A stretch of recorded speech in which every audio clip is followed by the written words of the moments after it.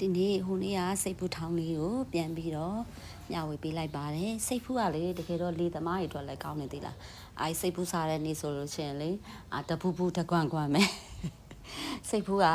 လေသမားတွေအတွက်လည်းကောင်းပါတယ်စိတ်ဖူးကတချို့ကအပင်ကိုငပိရည်နဲ့တို့စားလို့လည်းရတယ်သူကတို့ဆရာနေနဲ့စားလို့လည်းရလို့ထောင်းစားလို့လည်းရတယ်ပေါ့နော်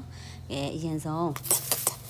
ငါပီလေးလော်ရပေါ့နော်ပြီးရင်ငပိလေးကိုမိခင်ထားမယ်ပေါ့နော်ငပိလေးကိုအိမ်မှာတော့ဟိုပေါ့နော်မီးမွေးထားတဲ့အတွက်ဒဲနေနဲ့ပဲငပိကိုပေါ့နော်ကင်လိုက်တယ်အမေကပြီးလို့ရှိရင်ငရုတ်သီးပေါ့နော်ငရုတ်သီး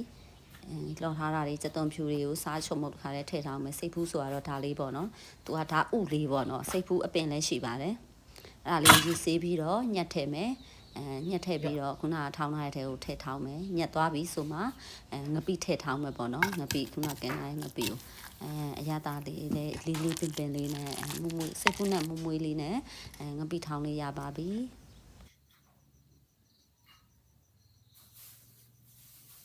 ဆောင်းရသည်နဲ့နော်ဟေးအရေးတောက်ကလေးနဲ့လည်းအရှင်နေပိုင်းနဲ့လည်းလိုက်ဖက်သလိုဟိုတနေ့ကချက်ပြသလိုပေါ့နော်တလပေါ်ဟင်းနဲ့လည်းအရင်လိုက်ဖက်ပါတယ်လှုပ်ရှားကြည့်ပါအားလုံးကိုကျေးဇူးတင်